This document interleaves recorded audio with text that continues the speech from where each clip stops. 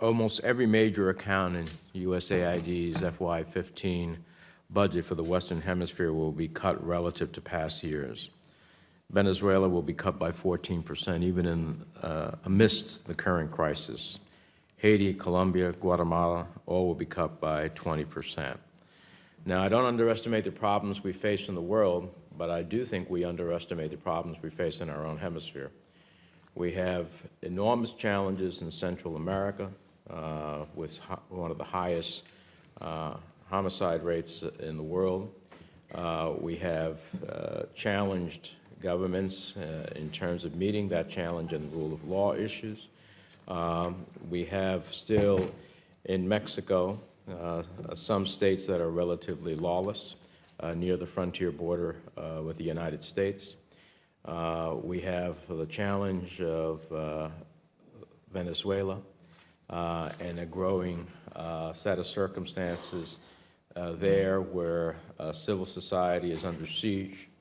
And in Ecuador, we have basically, because of the government, closed our missions. And so I just see a wide range of issues. And I understand that some of these countries have sort of like graduated. But by the same token, what happens is instead of looking for other investment opportunities in the hemisphere, the money is sent to other parts of the world.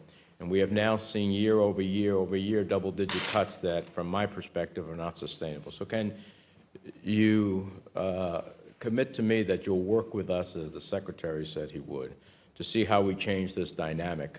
Because I think that in our own hemisphere, in our own front yard, there are challenges that are both in our national interest on so many different questions, from security to drug interdiction, to economic opportunity, to healthcare issues that know no borders when it comes to diseases. Can you talk a little bit about that?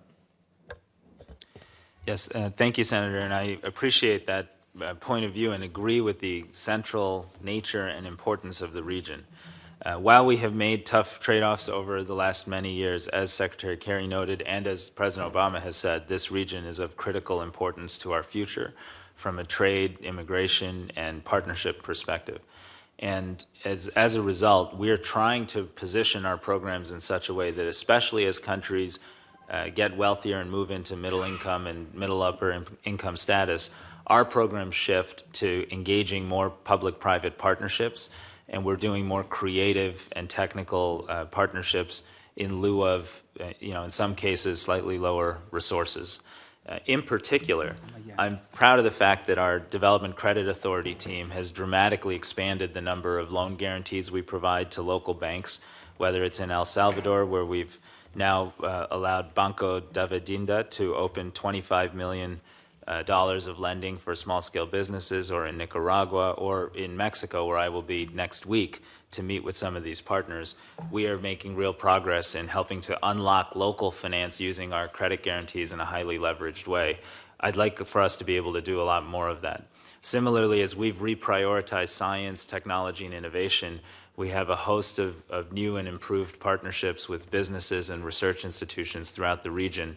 One I would just note is an innovative partnership with Starbucks to help them reach 25,000 small-scale farmers in Colombia, in previously FARC-affected communities, so that they can bring better prices to the farm gate, economic value, and build supply chains that enhance economic opportunity while also supporting their own presence there. So we're trying to evolve into those types of partnerships, and I think the region can become a model for that new model of development and developmental partnership, especially in countries that are moving up the income scale. Well, I appreciate that innovative thought, and I welcome it, but we're also looking at some of these other challenges in the hemisphere, so we will continue to engage with you in that respect. In the Ukraine, the language passed by this committee in the Senate and the House, signed by the President, asked state and AID to reprogram assistance to the Ukraine. $50 million to be budgeted for the improvement of democratic governance, rule of law, and free elections, among other things, and $100 million for security assistance spread over the next 3 fiscal years. Where are you in the process of reprogramming this assistance, and when would you expect it to get to Ukraine, and when do you believe the USAID mission director signing the bilateral agreement with the Ukrainian government, which will transfer the $1 billion in loan guarantees we authorized in the same law, will take place? Do you have any sense of the timeframes there? Well, sir, I'd appreciate the chance to come back to you on the specific question of the bilateral agreement and the loan guarantee, but our acting deputy, Mark Fierstein, and Paige Alexander, our assistant administrator, are actually in the Ukraine right now. They're working with civil society groups and groups that are supporting the election process. I'd note that some of our partners there were critical to documenting some of the human rights abuses that took place in the 45-day period during the protests. Our economic portfolio is being restructured to support the implementation of and moving forward with the IMF agreement so that Ukraine can get access to tens of billions of dollars of IMF resources. We're helping them with technical support to change the fuel subsidy structure and the future of their energy security policy, and a number of other areas where that kind of economic technical assistance has been requested.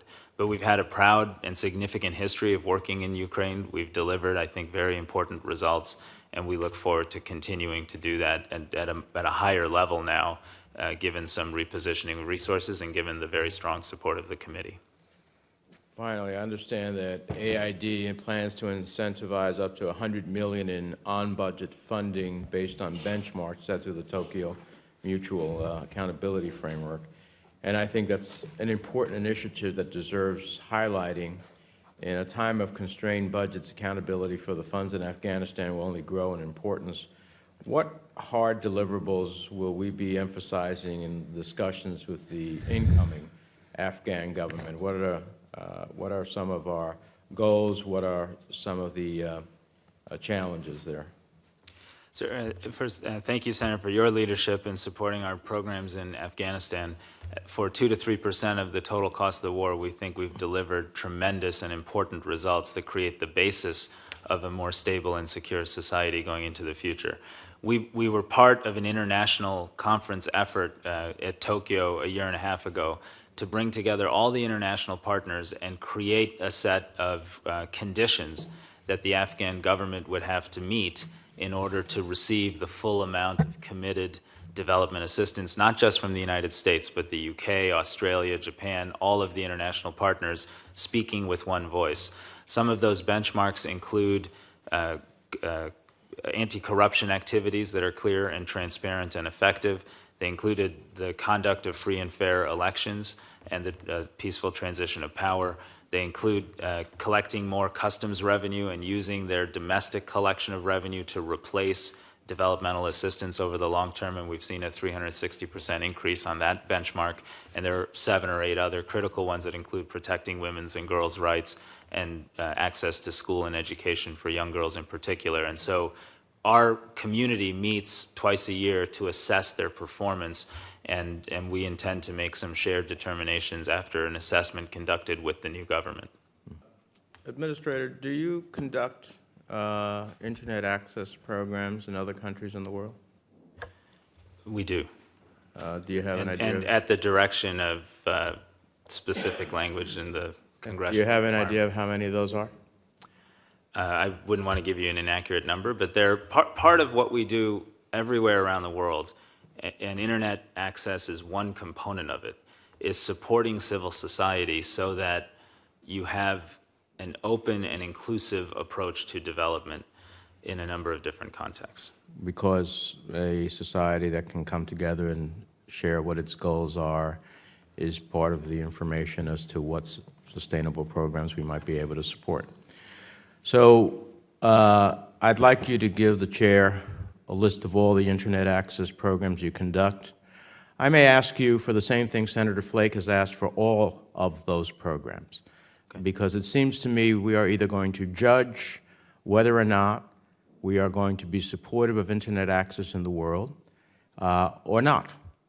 And I think it's consistently unfair that one set of democracy programs has the greatest scrutiny of the federal government to the absence of all others. So as the authorizing committee, I think we want to see what's happening across the entire spectrum. And I would ask you to give me information about all of those programs and all of the programming of those programs and all of the tweets and all of the emails and everything so that we can make an informed judgment here.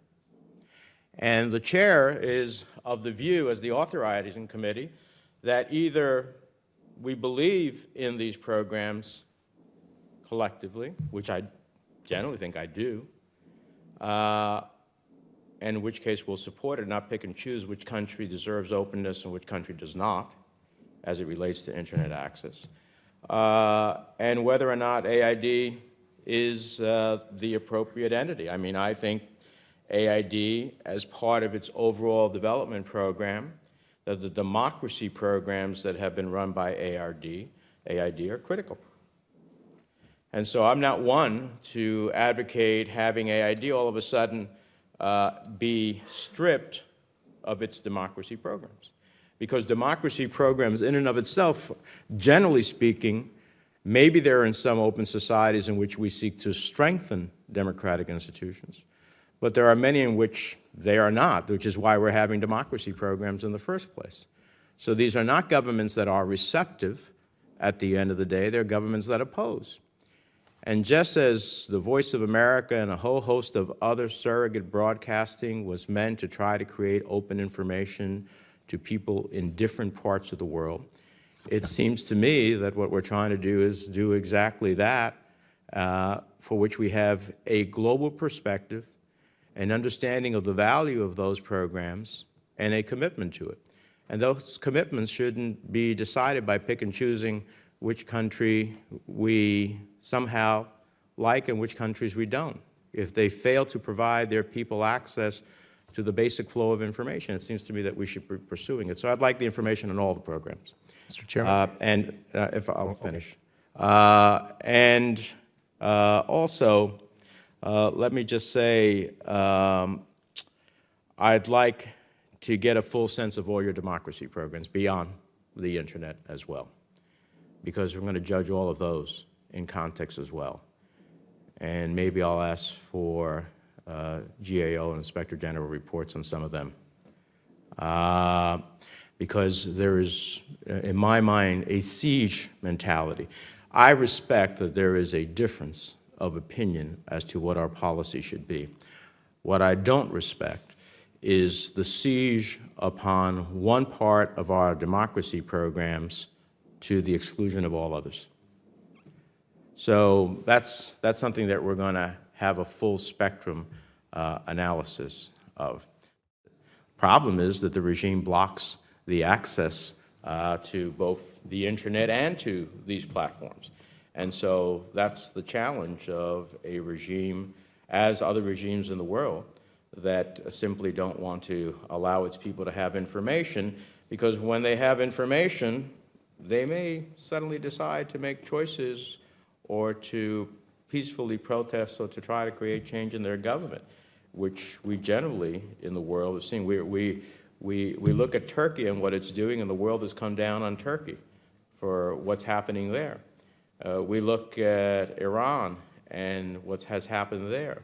We look at China and the challenges there. So, and we condemn those, but in Cuba, somehow the Cuban people don't deserve that flow of information. So we're going to have a broad range of judgment here as it goes along. One final note.